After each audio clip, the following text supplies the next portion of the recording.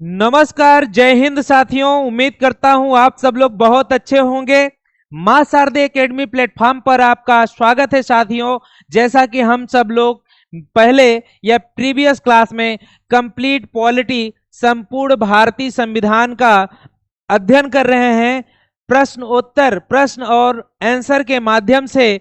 तो साथियों, उसमें हमने जो कंप्लीट क्वेश्चंस लिया है पॉलिटी का, वो लूसेंट के माध्यम से लिया है या प्रीवियस ईयर में आए हुए क्वेश्चंस को रखा है साथियों। उसी क्रम में हम भारतीय संविधान के भाग 3 मौलिक अधिकार के क्वेश्चंस सॉल्व कर रहे थे और उसी क्रम में आज हम आगे की तरफ बढ़ते हैं साथियों। पहला क्वेश्चन है हमारा यहाँ पे, भारतीय संविधान के अनुच्छेद 25 का संबंध किससे है दोस्तों? अनुच्छेद संख्या 25 से 28 तक क्या बताता है? अनुच्छेद संख्या आर्टिकल नंबर 25 से 28 तक दोस्तों, जैसा कि हम लोग पिछली क्लास में ही देखे थे, उसमें 25 से लेके 28 तक धर्म की स्वतंत्रता से संबंधित है। धार्मिक स्वतंत्रता की बात कही गई दोस्तों। तो यहां हमसे कह रहे हैं आर्टिकल संख्या 25 का संबंध किससे है? आर्टिकल संख्या 25 का संबंध किससे है दोस्तों? तो जो आर्टिकल संख्या 25 है, इसका संबंध समानता के अधिकार से। समानता तो हमारा 14 से लेके 18 आर्टिकल तक है दोस्तों। संपत्ति का अधिकार, हाँ, ये संपत्ति का अधिकार अब क्या हमारे उसमें संविधान में मौलिक अधिकार में है? नहीं है। अब ये क्या है? नहीं है। अगला है धर्म की स्वतंत्रता। धर्म की स्वतंत्रता 25 से 28 तक। तो इन्होंने सिर्फ हमसे क्या पूछा है दोस्तों? कह रहे हैं अनुच्छेद संख्या 25 का संबंध किससे है? तो अनुच्छेद संख्या 25 का जो संबंध है साथियों, वो है हमारा किससे है? धर्म की स्वतंत्रता से। किससे है साथियों? धर्म की स्वतंत्रता से है। अगला है धार्मिक स्वतंत्रता के अधिकार में संविधान के अंतर्गत सम्मिलित है। धार्मिक स्वतंत्रता के अधिकार में संविधान के अंतर्गत सम्मिलित है साथियों। धर्म प्रचार करने का अधिकार, सिखों को कृपारण धारण एवं रखने का अधिकार, राज्यों का समाज सुधारक विधि निर्माण का अधिकार, धार्मिक निकायों का लोगों को धर्म परिवर्तन कराने का अधिकार। साथियों, जो धार्मिक स्वतंत्रता का अधिकार संविधान के अंतर्गत हमें मिला है, वो है आपका, वो होगा आंसर संख्या बी होगा। क्या होगा साथियों? इसमें क्या है? धर्म प्रचार करने का अधिकार नहीं साथियों, इसमें सिखों को कृपारण धारण एवं रखने का अधिकार मिला है। ठीक है। अगला है, क्या है? कह रहे हैं राज्यों को समाज सुधारक विधि निर्माण का अधिकार दिया गया है। हाँ, धार्मिक निकायों का लोगों को धर्म परिवर्तन कराने का अधिकार दिया गया है।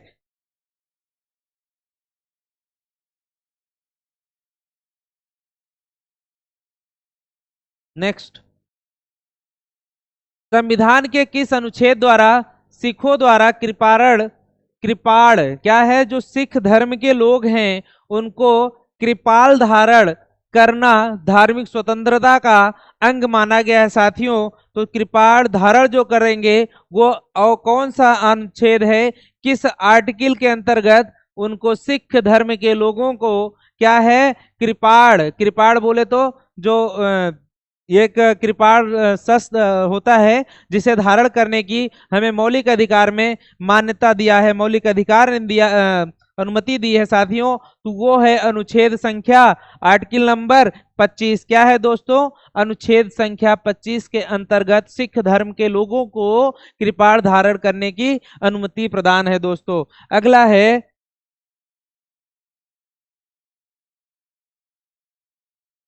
संविधान द्वारा प्रदत्त धार्मिक अधिकारों पर राज्य किन आधारों पर प्रतिबंध लगा सकता है? क्या है? कह रहे हैं संविधान द्वारा कोई प्रदत्त धार्मिक अधिकार जो मिला है उस पे राज्य किन आधारों पर प्रतिबंध लगा सकता है? स्वास्थ्य पे, सदाचार पे, लोक व्यवस्था पर साथियों। तो किस पे लगा सकता है प्रतिबंध साथियों? किस पे लगा सकता है? तीनों पे लगा सकता है। क्या कर सकता है? संविधान द्वारा प्रदत्त धार्मिक अधिकारों पर राज्य किन अधिकारों पर प्रतिबंध लगा सकता है दोस्तों? तो स्वास्थ्य के प्रति भी लगा सकता है, सदाचार पे भी लगा सकता है, और लोक व्यवस्था पर भी। लगभग क्या हो जाएगा इनमें से निम्नलिखित कोडों पे सही? इसका आंसर हो जाएगा सभी। कौन सा हो जाएगा दोस्तों? 1, 2 और 3। मतलब क्या है? धार्मिक अधिकारों पर अगर राज्य जो है प्रतिबंध लगाना चाहे तो लगा सकता है, स्वास्थ्य के प्रति और सदाचार और लोक व्यवस्था, मतलब तीनों के रूप में लगा सकता है। अगला क्वेश्चन है, संविधान के किन अनुच्छेद के अंतर्गत अल्पसंख्यक को अपनी संस्कृति के संरक्षण तथा अपनी पसंद की शिक्षा संस्थाओं की स्थापना व संचालन के अधिकार को मान्यता प्रदान की गई? दोस्तों हाँ, संविधान का कौन सा अनुच्छेद है, कौन सा आर्टिकल है जिसके अंतर्गत अल्पसंख्यक लोगों को अपनी संस्कृति के संरक्षण तथा अपनी पसंद की शिक्षा संस्थाओं की स्थापना व संचालन करने का अधिकार की मान्यता प्रदान की गई है? किस अनुच्छेद के तहत है साथियों? तो वह अनुच्छेद संख्या है 29 और 30। साथियों वह अनुच्छेद संख्या 29 और 30। 29 और 30 अनुच्छेद के तहत अपने अल्पसंख्यक समुदाय के जो लोग हैं उनको अपनी संस्कृति के संरक्षण के लिए तथा अपनी पसंद की शिक्षा व्यवस्था को स्थापित करने के लिए, हाँ, तथा उनके संचालन के लिए अधिकार को मान्यता प्रदान करती है। वह अनुच्छेद संख्या साथियों है 29 और 30। मतलब 29 और 30 अनुच्छेद संख्या में यह बतलाया गया। किसमें? 29, 30 में अल्पसंख्यक समुदाय के लोगों को अपने धर्म, अपने संस्कृति के संरक्षण और पसंद की शिक्षा व्यवस्था को स्थापित करके उसको संचालित करने के लिए अधिकार को प्रदान व मान्यता देती है साथियों। अगला है, भारतीय संविधान का कौन सा अनुच्छेद अल्पसंख्यक को अपनी मनपसंद शिक्षण संस्थाओं के स्थापित तथा संचालित करने का अधिकार को संरक्षण प्रदान करता है साथियों? हाँ, इनको संरक्षण कौन सा अनुच्छेद करता है? 19 करता है, 20 करता है, 26 करता है या 30 करता है साथियों? 29 और 30 में कहा गया है। तो कौन सा होगा साथियों? आर्टिकल संख्या 30 है। क्या कह रहा है? भारतीय संविधान का अनुच्छेद संख्या कौन सा है साथियों? जो अल्पसंख्यक को, किसको? अल्पसंख्यक को अपने मनपसंद की शिक्षण संस्था का, अपने मनपसंद की शिक्षण संस्था को स्थापित करना तथा उनको संचालित करने का जो अधिकार को संरक्षण प्रदान करता है, अनुच्छेद संख्या वो 30 है। भारतीय संविधान के मौलिक अधिकार में ये क्या है? अल्पसंख्यक वर्ग के लोगों को मौलिक अधिकार में व्यवस्था की गई, मौलिक अधिकार में लिखा गया है। अनुच्छेद संख्या 30 के अंतर्गत वह ऐसा कर सकते हैं अल्पसंख्यक समुदाय के लोग। ओके साथियों, अगला क्वेश्चन है, धार्मिक स्वतंत्रता का अधिकार किस अनुच्छेद के द्वारा दिया गया है दोस्तों? तो जो धार्मिक स्वतंत्रता का अधिकार दिया गया है वह कौन सा अनुच्छेद है? 20 है? हाँ नहीं। कितना है? 22? नहीं, इनमें से कोई नहीं। अनुच्छेद संख्या 25 से लेकर के, अनुच्छेद संख्या 25 से लेकर के 28 तक, कौन सा? आर्टिकल नंबर 25 टू 28 तक में साथियों धार्मिक स्वतंत्रता की बात कही गई है। धार्मिक स्वतंत्रता का अधिकार संबंधित प्रावधान किया गया है। इसीलिए यहाँ जो क्वेश्चन में देख पा रहे हैं लिखा है धार्मिक स्वतंत्रता का अधिकार किस अनुच्छेद के द्वारा दिया गया साथियों? तो जो यहाँ पे हमको ऑप्शन में दिख रहा है साथियों, तो अनुच्छेद संख्या 25 क्या दिख रहा है? 25 क्या बात करता है? अनुच्छेद संख्या 25 धार्मिक स्वतंत्रता का अधिकार दिया गया है। क्या दिया गया है? धार्मिक स्वतंत्रता के अधिकार संबंधित बात कही गई है। कौन से आर्टिकल में? हाँ, अनुच्छेद संख्या 25। कितने में भैया? अनुच्छेद संख्या 25 में बताया गया है। दोस्तों अगला क्वेश्चन,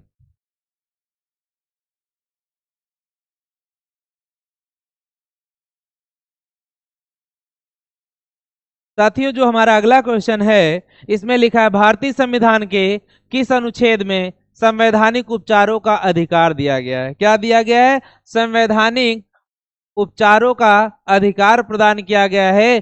संवैधानिक उपचारों का जो अधिकार दिया गया है अनुच्छेद संख्या 30 में, 31 में, 32 में, 35 में।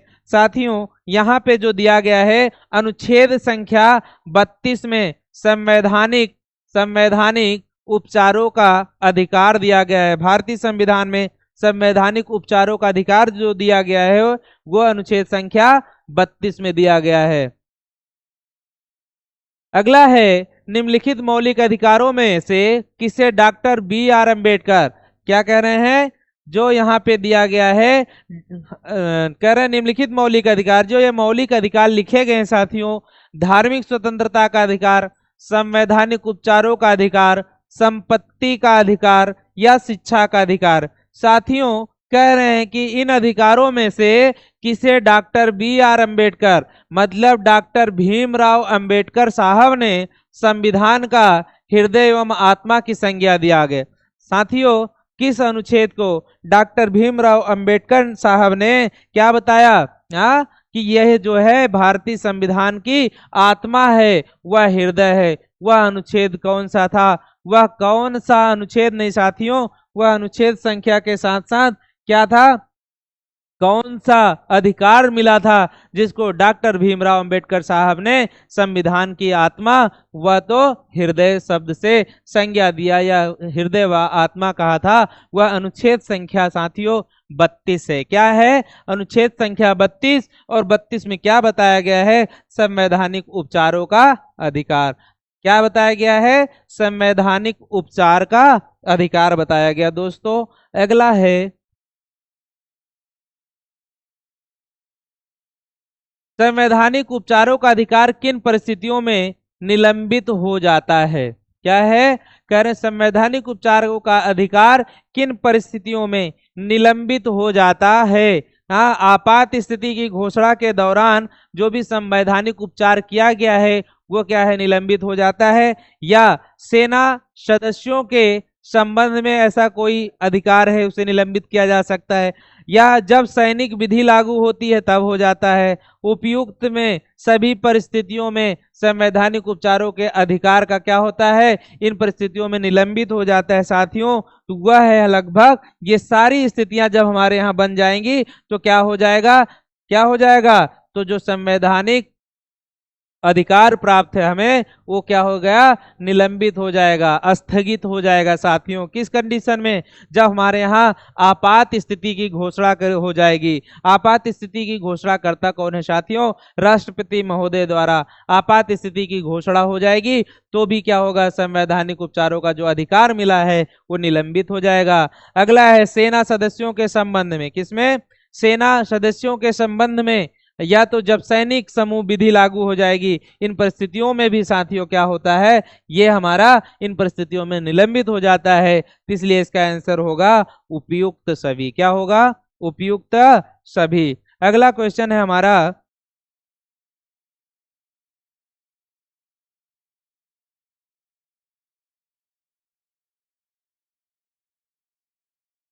मौलिक अधिकार को लागू करने के लिए निम्न में से किसी न्यायालय द्वारा किया जा सकता है? डिक्री, अध्यादेश, समादेश, रिट या अधिसूचना। कह रहे मौलिक अधिकार को लागू करने के लिए निम्नोक्त में से किसी भी न्यायालय द्वारा क्या किया जा सकता है साथियों? न्यायालय द्वारा रिट जारी किया जा सकता है। क्या किया जा सकता है? न्यायालय रिट कोई भी मौलिक अधिकार को लागू करने के लिए इन सब में से कोई न्यायालय क्या कर सकता है साथियों? न्यायालय जो है वह रिट जारी कर सकता है। क्या कर सकता है? रिट जारी कर सकता है। या रिट को हम कहते हैं हिंदी में समादेश जारी कर सकता है। क्या कर सकता है? रिट जारी कर सकता है या फिर क्या करेगा? समादेश जारी कर सकता है। दोस्तों अगला क्वेश्चन है दोस्तों व्यक्तिगत स्वतंत्रता के लिए निम्नलिखित में से कौन सी रिट याचिका दायर की जा सकती है? न्यायालय क्या कर सकता है? कह रहे हैं किसी की पर्सनल लाइफ, व्यक्तिगत स्वतंत्रता के लिए अगर देखा जाए तो उसके व्यक्तिगत स्वतंत्रता के लिए इनमें से कौन सी रिट याचिका दायर की जा सकती है साथियों? तो इनमें से जो रिट दायर की जा सकती है, व्यक्तिगत स्वतंत्रता के लिए जो रिट दायर की जा सकती है वह है हेवियस कार्पस। क्या है? Habeas corpus. कौन सी? हेवियस कार्पस रिट जारी की जा सकती है व्यक्तिगत या पर्सनल स्वतंत्रता के लिए दोस्तों। अगला है, कौन व्यक्तिगत स्वतंत्रता से संबंधित है? बंदी प्रत्यक्षीकरण, उत्प्रेषण या प्रतिषेध या परमादेश। व्यक्तिगत स्वतंत्रता के संबंध में कौन सा व्यक्तिगत स्वतंत्रता से संबंधित है दोस्तों? तो व्यक्तिगत स्वतंत्रता से जो संबंधित है वह बंदी क्या है? हेबियस कार्पस या बंदी प्रत्यक्षीकरण। क्या है साथियों? हेबियस कार्पस या बंदी प्रत्यक्षीकरण। क्या कह रहा है?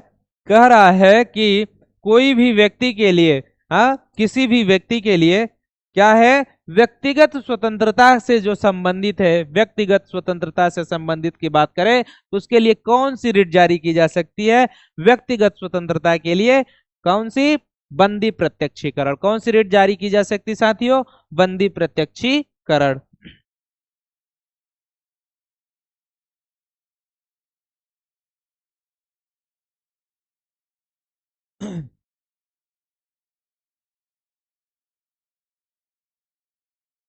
विभिन्न प्रकार के समादेश, जो हमारे क्या है, विभिन्न प्रकार के समादेश रिट जारी करने का अधिकार सर्वोच्च न्यायालय के अतिरिक्त निम्नांकित में से किस या किन न्यायालय या न्यायालय को प्राप्त है? मतलब जो रिट जारी करने की शक्ति प्रदान है सर्वोच्च न्यायालय के अलावा कौन सा ऐसा न्यायालय है जो और रिट को जारी कर सकता है?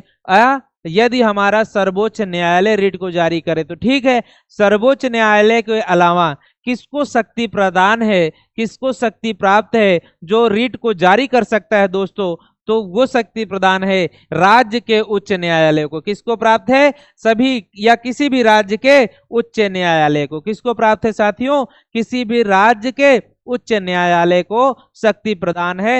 यदि सर्वोच्च न्यायालय क्या कर रही है? रिट नहीं जारी कर रही है। और इनके अलावा रिट को कौन जारी कर सकता है? समादेश कौन जारी कर सकता है साथियों? तो रिट या समादेश जो जारी करने की शक्ति प्रदान है वो किसको है साथियों? वो है राज्य के उच्च न्यायालय को। किसको है? राज्य के उच्च न्यायालय को।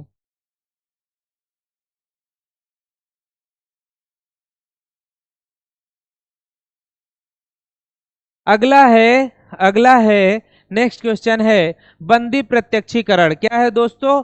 बंदी प्रत्यक्षीकरण हेवियस कार्पस के अतिरिक्त, कह रहा है बंदी प्रत्यक्षीकरण के अतिरिक्त निम्नलिखित में से किस याचिका को उच्च न्यायालय जारी कर सकता है? जो उच्च न्यायालय है वो बंदी प्रत्यक्षीकरण के अलावा कौन से रिट को जारी कर सकता है साथियों? वो उत्प्रेषण को, उत्प्रेषण लिखा है, ये होगा उत्प्रेषण। क्या होगा? ये होगा आपका उत्प्रेषण। कौन सा रिट है? उत्प्रेषण। उत्प्रेषण। नेक्स्ट है परमादेश, अधिकार परीक्षा प्रतिषेध। साथियों जो बंदी प्रत्यक्षीकरण के अलावा इनमें से किस याचिका को उच्च न्यायालय जारी कर सकता है साथियों? तो उच्च न्यायालय लगभग नहीं, श्योर एंड सर्टेन है, वो सारे रिट को जारी कर सकता है। किसको? उत्प्रेषण रिट को जारी कर सकता है, परमादेश को जारी कर सकता है, और अधिकार परीक्षा को भी जारी कर सकता है, और प्रतिषेध को भी जारी कर सकता है बंदी प्रत्यक्षीकरण के अलावा। तो इसका मतलब है बंदी प्रत्यक्षीकरण हो या तो उत्प्रेषण हो या परमादेश हो या अधिकार परीक्षा हो या प्रतिषेध, इन सारे रिट को, टोटल रिटों की संख्या कितनी है? 5। तो रिट में से बंदी प्रत्यक्षीकरण के अलावा भी सर्वोच्च न्यायालय रिट को अगर जारी नहीं कर रहा है, राज्यों के जो उच्च न्यायालय हैं वो क्या कर सकते हैं? इनको जारी कर सकते हैं साथियों। इसका आंसर होगा उपयुक्त सभी।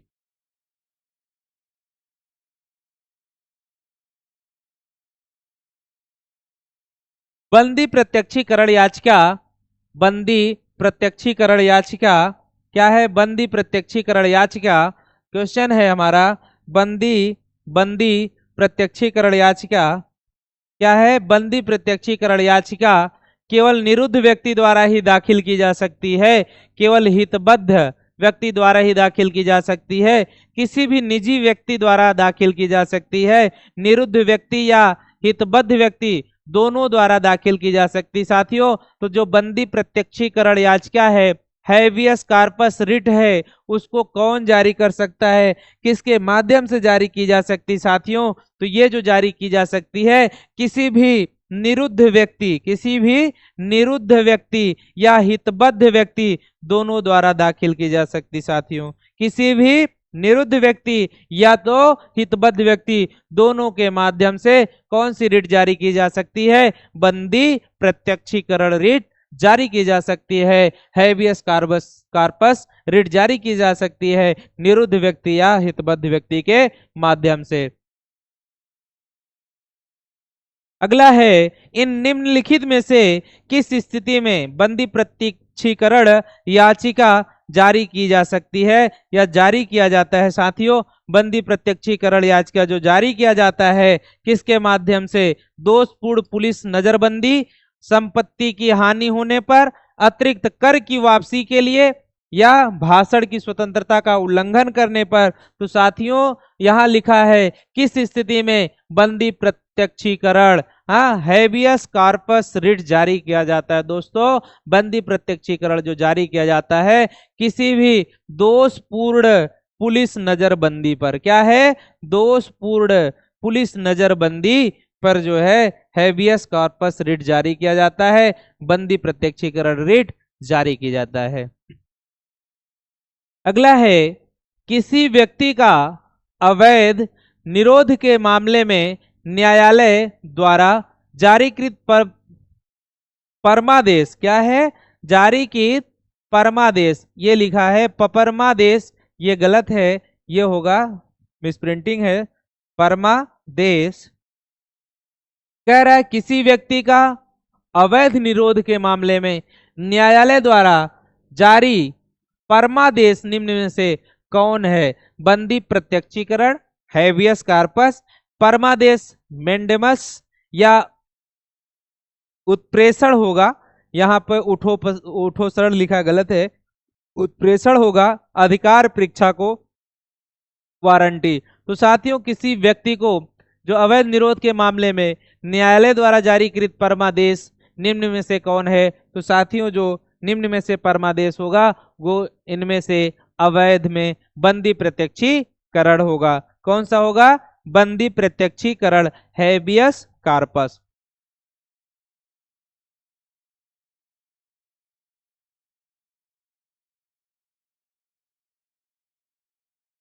दोस्तों, हमारा जो अगला क्वेश्चन है, निम्नलिखित में से किस याचिका या रिट, क्या लिखा है?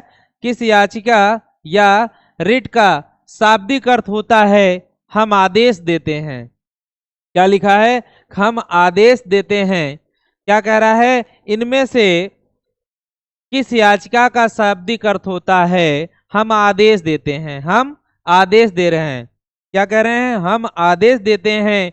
वो किसका मतलब है? बंदी प्रत्यक्षीकरण का? नहीं, आदेश देने का जो सीधा सा शाब्दिक अर्थ होता है परमादेश होता है, मैंडमस होता है। परमादेश, हम आदेश देते हैं, हम आदेश देते हैं, ठीक है, उसे हम परमादेश कहते हैं।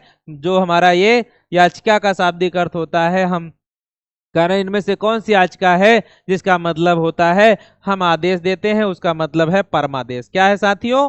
परमादेश का मतलब होता है, मैंडमस का मतलब होता है हम आदेश देते हैं। नेक्स्ट है,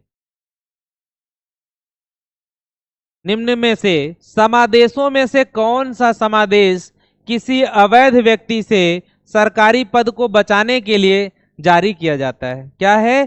कोई भी, कह रहे हैं इनमें से समादेश में से कौन सा समादेश है, कौन सा रिट है?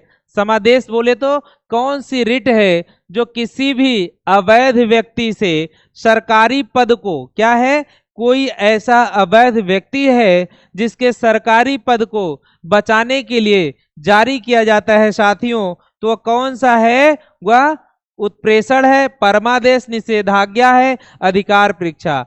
हाँ, इसका होगा आंसर अधिकार परीक्षा। कह रहे हैं कौन सा आदेश है, इनमें से कौन सी रिट है जो समादेश मतलब समादेश किसी अवैध व्यक्ति से सरकारी पद को बचाने के लिए जारी किया जा सकता है, किया जाता है। सरकारी पद से बचाने के लिए जो रिट जारी की जाती है साथियों, अधिकार परीक्षा रिट है। कौन सी? अधिकार परीक्षा। व्यक्ति, निगम अथवा अधीनस्थ अधिकरण जिस कार्य को करने के लिए आबद्ध है, क्या कह रहा है? व्यक्ति, निगम अथवा अधीनस्थ अधिकरण जिस कार्य को करने के लिए आबद्ध है, उस कार्य को करने के लिए जारी करने वाले रिट को क्या कहते हैं साथियों? कोई भी व्यक्ति है, निगम अथवा अधीनस्थ अधिकरण जिस कार्य को करने के लिए आबद्ध है, उस कार्य को करने के लिए जारी करने वाले रिट को क्या कहा जाएगा? अधिकार परीक्षा कहा जाएगा, परमादेश कहा जाएगा, उत्प्रेषण कहा जाएगा या प्रतिषेध कहा जाएगा साथियों। तो इसमें जो है क्या कह रहे हैं? उसको करने के लिए, अपने कार्य को करने के लिए जो आबद्ध है उसे हम परमादेश कहते हैं। क्या कहते हैं? परमादेश। अधीनस्थ या जो भी हमारे अधीनस्थ अधिकरण है जिस कार्य को करने के लिए, किसी भी कार्य को करने के लिए आबद्ध है, तो उस कार्य को करने के लिए जो जारी किया जाता है, किसी अपने कार्य को कोई न करा, उसको कार्य को करने के लिए जो रिट जारी की जाती है उसे कहते हैं परमादेश।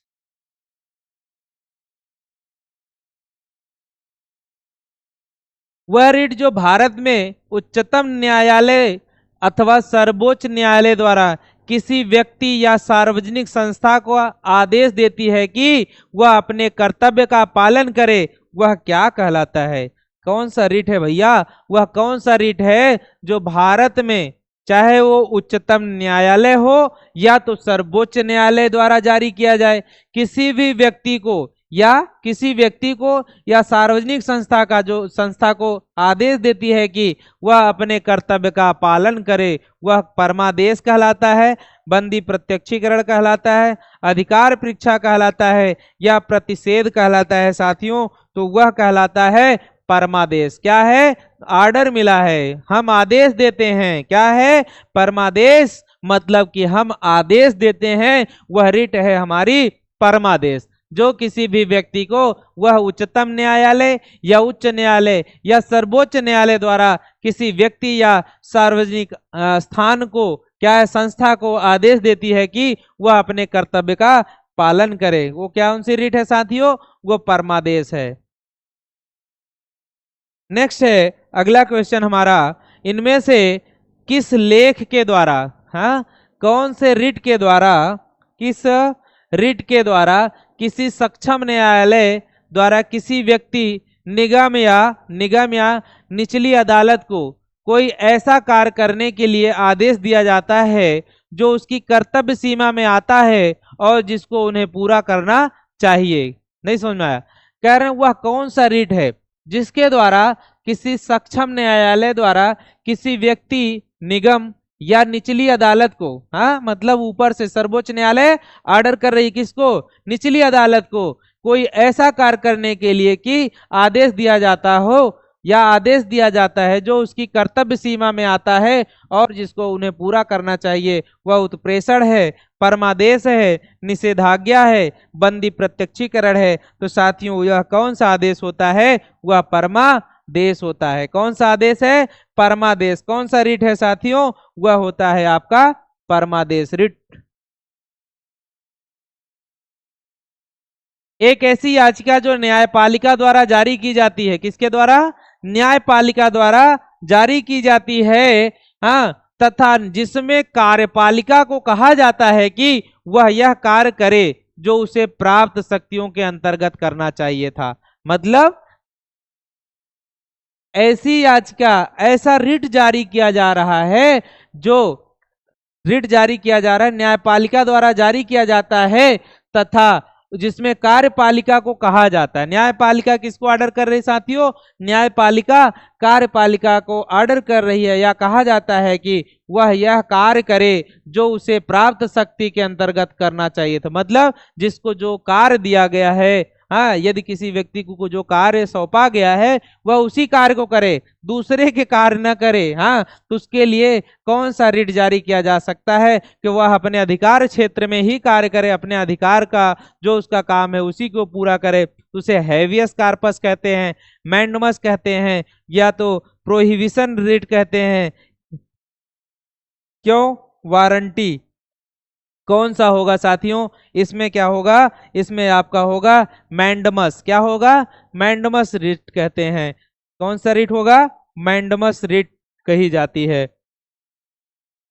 उत्प्रेषण, ठीक है, उत्प्रेषण रिट निम्न में से किस आधार पर जारी किया जाता है साथियों? अधिकारिता का अभाव या अधिकारिता से बाहर किए गए। कह रहे उत्प्रेषण मतलब उत्प्रेषण रिट कब जारी की जा सकती है या कब जारी की जाती है? अधिकारिता का अभाव या अधिकारिता से बाहर किए गए कार्य के लिए, नैसर्गिक न्याय के सिद्धांतों का अतिक्रमण होने पर, अभिलेखों में प्रत्यक्ष प्रकट विधिक त्रुटि के आधार पर, उपयुक्त में से सभी। साथियों, उत्प्रेषण रिट कब जारी की जाती है? तो उत्प्रेषण रिट जो जारी की जा सकती है या जारी की जाती है वह है नैसर्गिक न्याय के सिद्धांतों का अतिक्रमण होने पर। क्या होता है? नैसर्गिक न्याय के सिद्धांतों का अतिक्रमण होने पर उत्प्रेषण रिट जारी की जाती है। निम्नलिखित में से किस याचिका के अधीन किसी कर्मचारी को ऐसी कार्यवाही करने से रोका जाता है जिसके लिए सरकारी तौर पर वह हकदार नहीं है? कह रहा है कौन सी याचिका जारी की जाएगी भाई? कौन सी याचिका के अधीन कोई भी कर्मचारी हो वो ऐसी कार्यवाही करने से रोका जाता है? कोई ऐसा कर्मचारी है और उसको क्या है, कार्य को करने से रोका जाता है जिसके लिए सरकारी तौर पर वह हकदार नहीं है। मतलब अपना कार्य ना करके जिस कार्य के लिए हकदार नहीं है उस कार्य के लिए उस कार्य को करना। जैसे मान लीजिए आप किसी संस्था में हैं, आप किसी संस्था में टीचर हैं और टीचर के अभाव में, मतलब प्रिंसिपल सर के अभाव में या चेयरमैन सर के अभाव में उनकी जगह आप यदि फर्जी कार्य कर रहे हैं, साइन कर दे रहे हैं या कुछ कर रहे हैं, तो उस आधार पे आपको कौन उस तौर पर हकदार नहीं होता है, लेकिन कौन सा रिट जारी किया जाता है? परमादेश, अधिकार परीक्षा, उत्प्रेषण या बंदी प्रत्यक्षीकरण। तो साथियों इसके लिए जो आएगा वो अधिकार परीक्षा। कौन से रिट जारी की जा सकती है? अधिकार परीक्षा रिट जारी की जाती है। कौन सा? अधिकार परीक्षा। मतलब अपने अधिकार क्षेत्र के बाहर के कार्य को करने के लिए अधिकार परीक्षा रिट जारी की जाती है। ठीक है, तो साथियों अगला क्वेश्चन है, क्या है?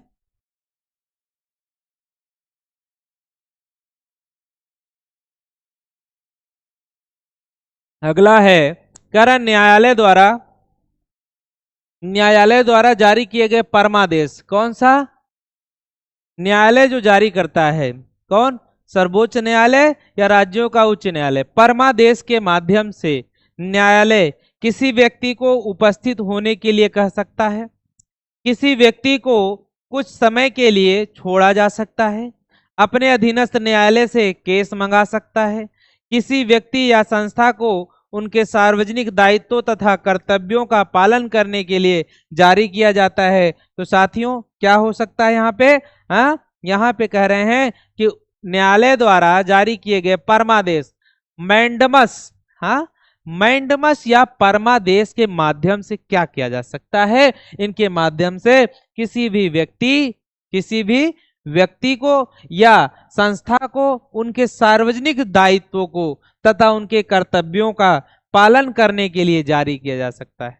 किसी भी व्यक्ति को या किसी भी संस्था को उनके सार्वजनिक कार्यों को, सार्वजनिक दायित्वों को तथा उनके कर्तव्यों का, हाँ, अपने कर्तव्यों का, उनके कर्तव्यों का या उनके जो सार्वजनिक दायित्व हैं उनको पालन करने के लिए परमादेश रिट जारी किया जा सकता है, मैंडमस रिट जारी किया जाता है। साथियों क्या किया जाता है? परमादेश या मैंडमस रिट जारी किया जा सकता है, जाता है।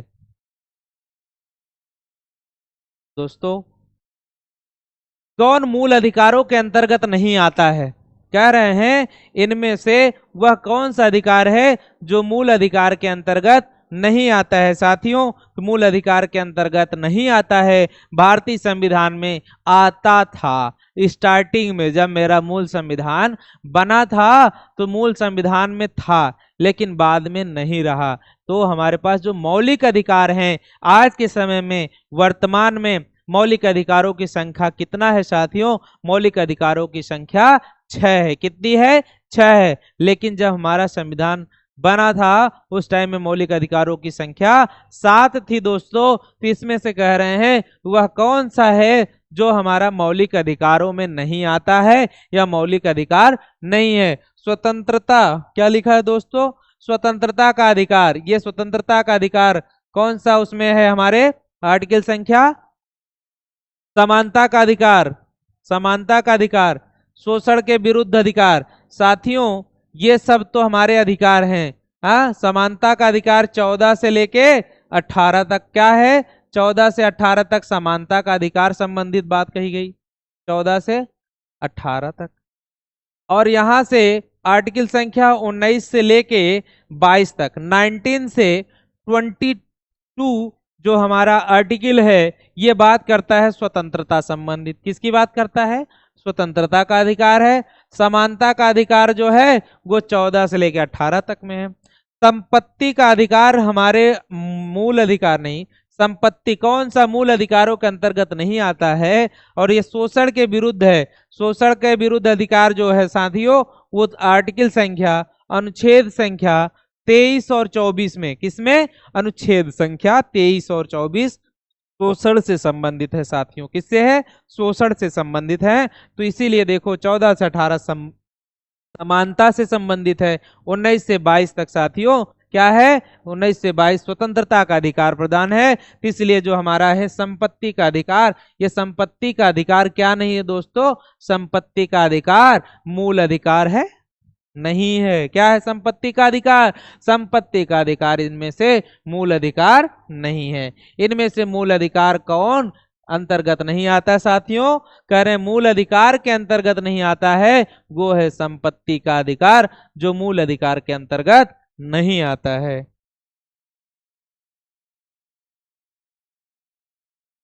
निम्नलिखित में से कौन सा मौलिक अधिकार नहीं है? क्या कह रहे हैं?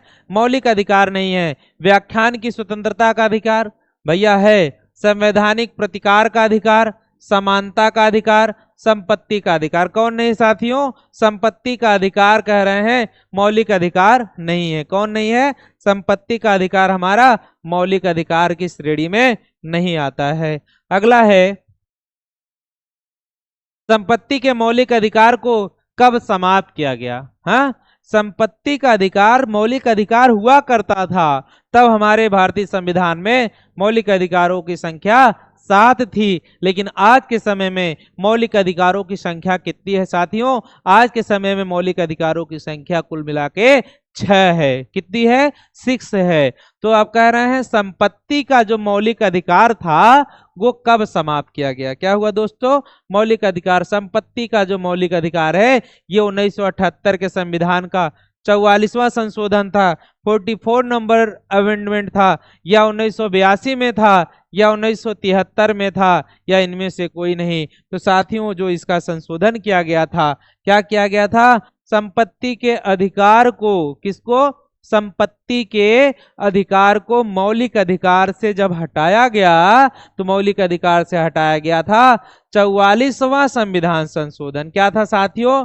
44 नंबर का, संविधान में 44 नंबर का संशोधन, अमेंडमेंट लाया गया, 44वां संविधान संशोधन किया गया सन 1978 में। कब किया गया दोस्तों? सन 1978 44वां संविधान संशोधन के माध्यम से। क्या? 44वां संविधान संशोधन के माध्यम से सन 1978 में। कब?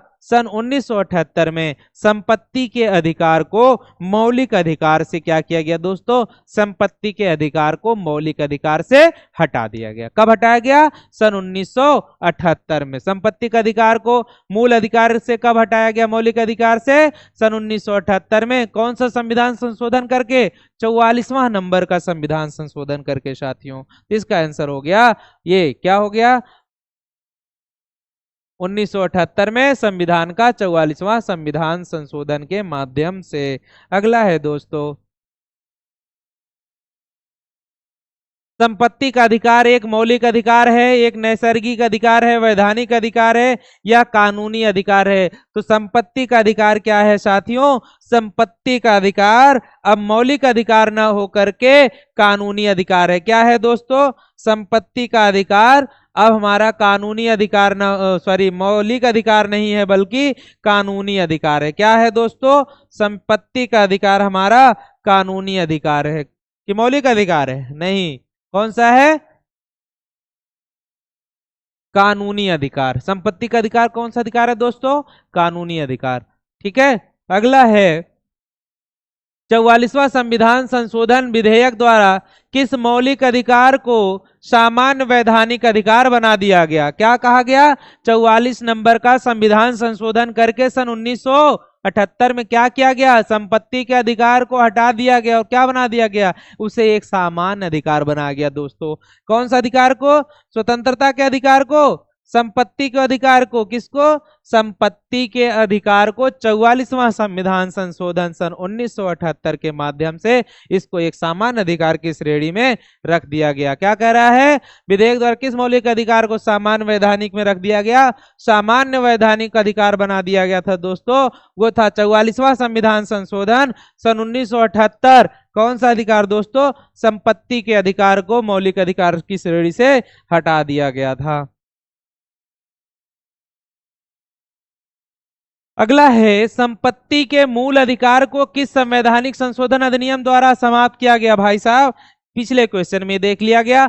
संपत्ति के मूल अधिकार को किस संवैधानिक संशोधन, कौन से नंबर का संविधान संशोधन लाया गया? किस नंबर का संविधान संशोधन किया गया जो संपत्ति के अधिकार को हटा करके उसे समाप्त किया गया था साथियों? संपत्ति के अधिकार को 44 नंबर का, 44 नंबर का अमेंडमेंट लाया गया, 44वां संविधान संशोधन किया गया, जिसके माध्यम से क्या किया गया? संपत्ति को संपत्ति के मूल अधिकार की श्रेणी से हटा दिया गया। संपत्ति को संपत्ति के मूल अधिकार के उससे क्या किया? समाप्त कर दिया गया। उसे एक सामान्य अधिकार बना दिया गया। और वह कौन सा नंबर का संशोधन था साथियों? वो संशोधन संख्या 44वें नंबर की थी। किस सन में किया गया था? सन 1978 में।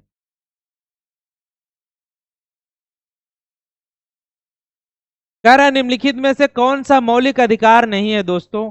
इसमें से मौलिक अधिकार नहीं है। संवैधानिक प्रतिकार का अधिकार, संपत्ति का अधिकार, शांतिपूर्वक एकत्र होने का अधिकार, देश भर में आजादी के साथ अपने आने जाने का अधिकार, सारा अधिकार तो प्राप्त है दोस्तों, लेकिन जो हमारा क्या है? संपत्ति का अधिकार। संपत्ति का अधिकार मौलिक अधिकार है क्या दोस्तों? नहीं, संपत्ति का अधिकार हमारा मौलिक अधिकार नहीं है। कब हटाया गया इसको? 44वां संविधान संशोधन के माध्यम से सन 1978 में संपत्ति के अधिकार को समाप्त कर दिया गया। कह रहा भारतीय संविधान के अनुसार संपत्ति का अधिकार क्या है? मूलभूत अधिकार है, विधिक अधिकार है या दोनों है या इनमें से कोई नहीं? संपत्ति का अधिकार क्या है आखिर? जब मौलिक अधिकार से हटा करके संपत्ति का अधिकार हटा दिया गया, वो मूलभूत रूप से कौन सा अधिकार हो गया साथियों? वह एक कानूनी अधिकार बन गया। क्या बन गया दोस्तों? वह एक कानूनी अधिकार या विधिक अधिकार की श्रेणी में आ गया। किस में आ गया दोस्तों? जब मेरा संपत्ति का अधिकार भारतीय संविधान के मूल अधिकार से समाप्त कर दिया गया दोस्तों, जब मूल अधिकार की श्रेणी से 44वां संविधान संशोधन के माध्यम से जब संपत्ति के अधिकार को हटा दिया गया, तो वह एक सामान्यतः क्या हो गया? वह एक विधिक अधिकार है। क्या है दोस्तों? वह एक विधिक अधिकार है या तो कानूनी अधिकार की श्रेणी में आ गया, रखा गया। नेक्स्ट है दोस्तों, संपत्ति के अधिकार को मूल अधिकार की श्रेणी से हटाकर किस अनुच्छेद के अंतर्गत रखा गया दोस्तों? क्या कह रहे हैं? संपत्ति के अधिकार को जब हमने क्या किया, मूलभूत अधिकार को, मूल अधिकार कहां से, फंडामेंटल राइट की श्रेणी से हटा करके उसे किस अनुच्छेद के अंतर्गत रखा गया? अनुच्छेद संख्या 31, अनुच्छेद संख्या 301 में, अनुच्छेद संख्या 300 के क में, अनुच्छेद संख्या 19 में। तो साथियों जो इसको रखा गया वो रखा गया अनुच्छेद संख्या 300 के क में। 300 ए कह लो या 300 ए कह लो या 300 का में रखा गया। दोस्तों किसको रखा गया? जब संविधान के मूल अधिकार से संपत्ति के अधिकार को हटा दिया गया दोस्त, तो उनको हटा के कहां रखा गया? अनुच्छेद संख्या 300 के का में रखा गया था। दोस्तों किस में रखा गया? अनुच्छेद संख्या 300 ए में रखा गया या अनुच्छेद संख्या 301 का में रखा गया। अगला है दोस्तों, भारत के संविधान के अनुसार जो संवैधानिक अधिकार है किंतु मूलभूत अधिकार नहीं है। क्या है? भारत के संविधान के अनुसार एक संवैधानिक अधिकार तो है, क्या है? उनको संवैधानिक अधिकार प्राप्त है, लेकिन वह मूलभूत अधिकार नहीं है। वह धार्मिक स्वतंत्रता का अधिकार है, सांस्कृतिक और शैक्षणिक अधिकार है, शोषण के विरुद्ध का अधिकार है, या संपत्ति का अधिकार है। साथियों तो संपत्ति का जो अधिकार है वह मूलभूत अधिकार नहीं है, बल्कि संवैधानिक अधिकार है, कानूनी अधिकार के श्रेणी में रखा गया है। दोस्तों तो उस अधिकार है संपत्ति का अधिकार है बेचारा, जिसे मूलभूत अधिकार नहीं रखा है, मूलभूत अधिकार की श्रेणी से हटा दिया गया है, और बल्कि वह एक कानूनी अधिकार है। कौन सा? वह एक कानूनी अधिकार है।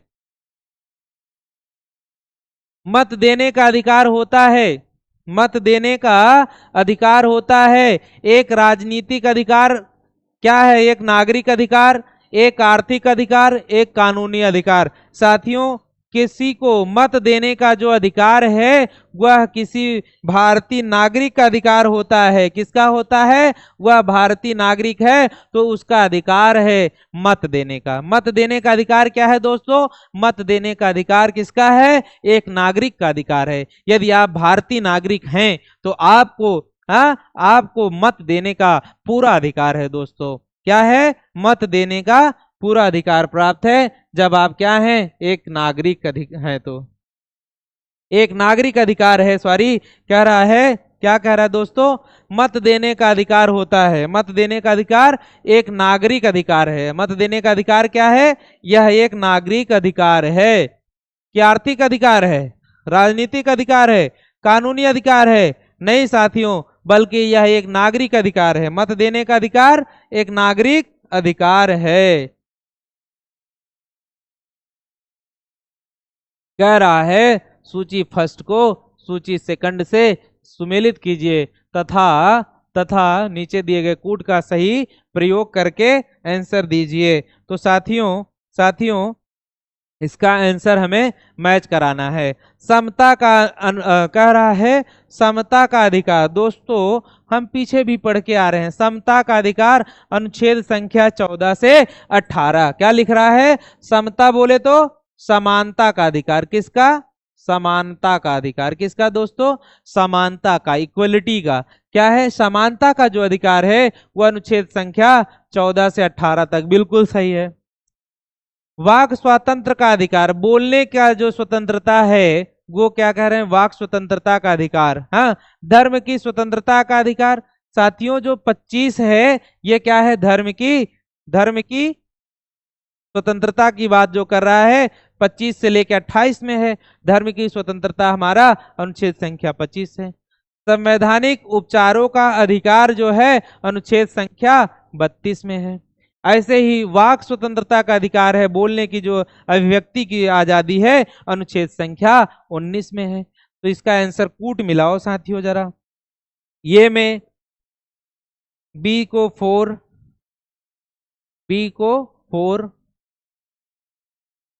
सी में 2 सही है, डी को 3 से। संवैधानिक उपचारों का अधिकार अनुच्छेद संख्या 32 में किसको है? ये तुम्हारा ये क्या है भाई, ये तुम्हारा ये है अनुच्छेद संख्या 14 से 18 समता का अधिकार है।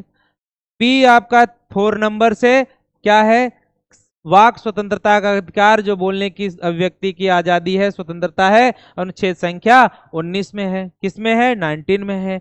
धर्म की स्वतंत्रता, किसमें, धर्म की स्वतंत्रता, धर्म की स्वतंत्रता आपका अनुच्छेद संख्या 25 में 2 से मिल गया, सही है। डी नंबर है संवैधानिक उपचारों का अधिकार, किससे है, संवैधानिक उपचारों का अधिकार 3 से मिलेगा, 3 से हो गया। ये अनुच्छेद आर्टिकल नंबर 32। तो इसका आंसर सी आपका हुआ। क्या हुआ, इसका आंसर सी हुआ। नेक्स्ट है मौलिक अधिकार में कौन सी बात की स्वतंत्रता नहीं है।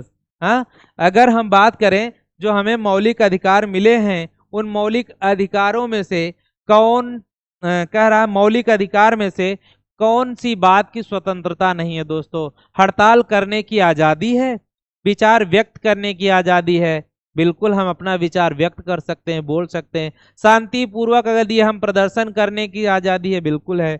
धरना देने की आजादी, तो कह रहा कौन सा मौलिक अधिकार की श्रेणी में नहीं आता है साथियों, जो मौलिक अधिकार की श्रेणी में, हाँ, फंडामेंटल राइट की श्रेणी में नहीं आता है, वह कौन सा अधिकार है साथियों, कौन सी बात है, हड़ताल करने की आजादी। हड़ताल करने की आजादी हमारे मूल अधिकार में नहीं है। मूल अधिकार में हड़ताल करने की आजादी मिलती है क्या दोस्तों, नहीं मिलती है। क्या है, नहीं मिलती है। क्या करने की नहीं मिलती है, हमारा हड़ताल करने की आजादी, ये मौलिक अधिकार की श्रेणी में नहीं आता है। किस वाद ने संसद को मौलिक अधिकार में संशोधन का अधिकार दिया, वह कौन सा वाद था जिन्होंने, कौन सा वाद ने संसद को मौलिक अधिकार में संशोधन, जो संसद के माध्यम से हम मौलिक अधिकार में संशोधन करने का जो अधिकार प्रदान है, वह कौन सा वाद था साथियों, किस नंबर का वाद था, मतलब किस नंबर का नहीं, सॉरी, कौन सा वाद आया जिसके माध्यम से संसद को मौलिक अधिकार में संशोधन करने का अधिकार प्रदान किया गया। वह कौन सा वाद था साथियों, जिस वाद के थ्रू या जिस वाद के कारण, वह कौन सा वाद था जिसके कारण संसद को मौलिक अधिकार में परिवर्तन करने का या चेंज करने का या बदलाव करने का या संशोधन करने का अधिकार प्रदान हुआ साथियों। किस, कौन सा वाद था, वो वाद था केशवानंद भारती वाद। केशवानंद भारती वाद के माध्यम से साथियों क्या हुआ, संसद को अधिकार प्राप्त हो गया मौलिक अधिकार में संशोधन करने का। मौलिक अधिकार में संशोधन करने का जो अधिकार प्राप्त हुआ साथियों, वह किस वाद के थ्रू हुआ, तो वह हुआ है केशवानंद भारती वाद के, इससे केशवानंद भारती वाद से। वर्तमान समय में भारतीय संविधान के अंतर्गत संपत्ति का अधिकार है। संपत्ति का अधिकार एक मौलिक अधिकार है, वैधानिक अधिकार है, नैतिक अधिकार है, या इनमें से कोई नहीं साथियों। तो जो संवैधानिक सॉरी क्या है, संविधान का जो संपत्ति का वर्तमान समय में भारतीय संविधान के अंतर्गत जो संपत्ति का अधिकार है, वह एक मौलिक अधिकार है नहीं साथियों। मौलिक अधिकार की श्रेणी से इसको हटा करके कहाँ रखा गया है, वैधानिक अधिकार है। क्या हो गया, यह एक बल्कि वैधानिक अधिकार है। क्या है, यह एक कानूनी अधिकार है। अगला है दोस्तों, निम्नलिखित में से कौन सा मूल अधिकार विदेशी नागरिकों को प्राप्त नहीं है। यदि कोई विदेशी नागरिक है उसे यह मूल अधिकार नहीं प्राप्त है। विधि के समक्ष समानता, क्या है, विधि के समक्ष समानता उसे नहीं प्राप्त है। या अभिव्यक्ति की स्वतंत्रता का अधिकार, अभिव्यक्ति की स्वतंत्रता का अधिकार, प्राण व दैहिक स्वतंत्रता का अधिकार, शोषण के विरुद्ध अधिकार। हाँ, कह रहे हैं कि निम्नलिखित में से कौन सा मूल अधिकार है जो किसी विदेशी नागरिक को प्राप्त नहीं है दोस्तों। हाँ, वह कौन सा ऐसा मूल अधिकार है जो किसी विदेशी नागरिक को प्राप्त नहीं है। वह विधि के समक्ष समानता, भाई बिल्कुल है यार, विधि के प्रति समानता। फिर अभिव्यक्ति की स्वतंत्रता का अधिकार, हाँ, अभिव्यक्ति की स्वतंत्रता का अधिकार, प्राण व दैहिक स्वतंत्रता का अधिकार, शोषण के विरुद्ध अधिकार। हाँ, ये सब है या नहीं बताओ। इसमें क्या होगा, इसमें होगा आपका अभिव्यक्ति की स्वतंत्रता का अधिकार नहीं है। उसे क्या नहीं है दोस्तों, अभिव्यक्ति की स्वतंत्रता का अधिकार, अभिव्यक्ति की स्वतंत्रता का अधिकार नहीं है। किसको साथियों, अभिव्यक्ति की स्वतंत्रता का अधिकार नहीं है। किसको नहीं है दोस्तों अभिव्यक्ति की स्वतंत्रता का अधिकार, किसी भी विदेशी व्यक्ति को। 6 वर्ष की आयु से 14 वर्ष की आयु के बीच के सभी बच्चों को शिक्षा का अधिकार अनुच्छेद संख्या या राज्य के नीति निदेशक के सिद्धांतों में सम्मिलित है, या मूल अधिकार है, या सांविधिक अधिकार है, या उपरोक्त में से कोई नहीं। साथियों यह कौन सा अधिकार है, यह जो है हमारा मूल अधिकार है। हाँ, राज्य के नीति निदेशक सिद्धांत में सम्मिलित है, मूल अधिकार है, सांविधिक अधिकार है, उपरोक्त में से कोई नहीं।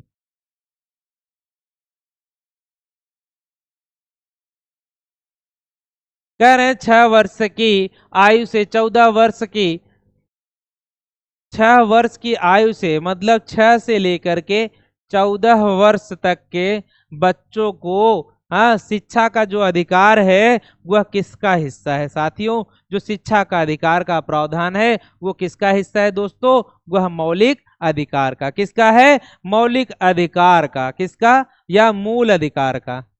किसका है, मूल अधिकार का हिस्सा है दोस्तों। किसका है, मूल अधिकार का। 6 से लेकर के 14 वर्ष के बच्चों के लिए जो शिक्षा का अधिकार दिया गया है वह क्या है, मूल अधिकार है। क्या है, मूल अधिकार है।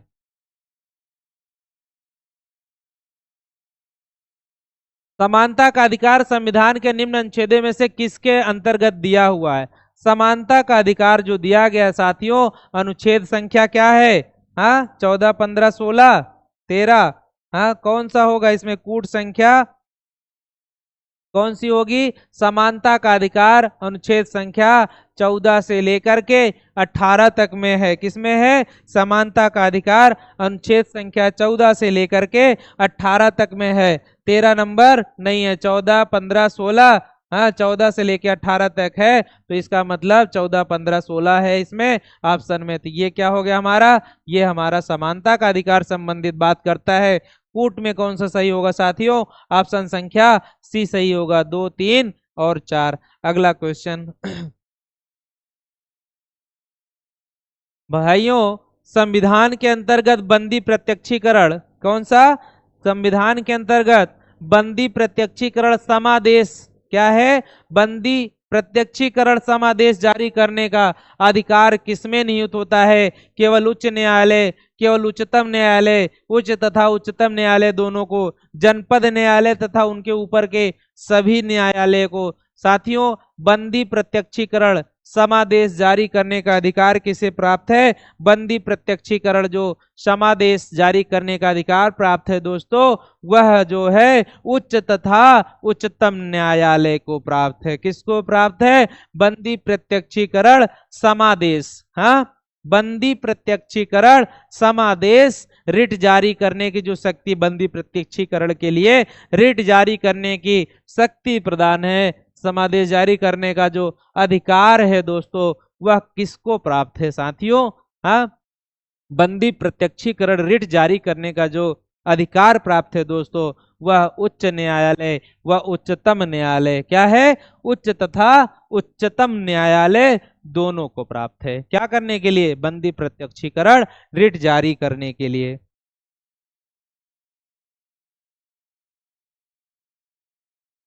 अगला है हमारा क्या है दोस्तों, निम्नलिखित में से कौन सा मूल अधिकार नहीं है। हाँ मूल अधिकार क्या नहीं है भाई, समता का अधिकार मतलब समानता का अधिकार। किसका, समानता का अधिकार। किसका साथियों, मूल अधिकार का मतलब समानता का अधिकार। कहाँ बताया गया, अनुच्छेद संख्या 14 से लेके 18 तक क्या बताया गया है, अनुच्छेद संख्या 14 से लेकर के 18 तक समानता का अधिकार है। स्वतंत्रता का अधिकार दोस्तों, स्वतंत्रता का अधिकार हाँ ये कहाँ है, 19 से लेकर के 22 के बीच में स्वतंत्रता का अधिकार बताया गया। संवैधानिक उपचारों का अधिकार अनुच्छेद संख्या 32 क्या है, जिसके तहत हम रिट जारी कर सकते हैं। अनुच्छेद संख्या 32 को डॉक्टर भीमराव अंबेडकर साहब ने संविधान की आत्मा कहा है। दोस्तों ये बहुत इंपॉर्टेंट क्वेश्चन है कि संविधान की आत्मा किसे कहा है, किसने भैया संविधान की आत्मा, कौन से अनुच्छेद को डॉक्टर भीमराव अंबेडकर साहब ने कहा है। दोस्तों तो डॉक्टर भीमराव अंबेडकर साहब ने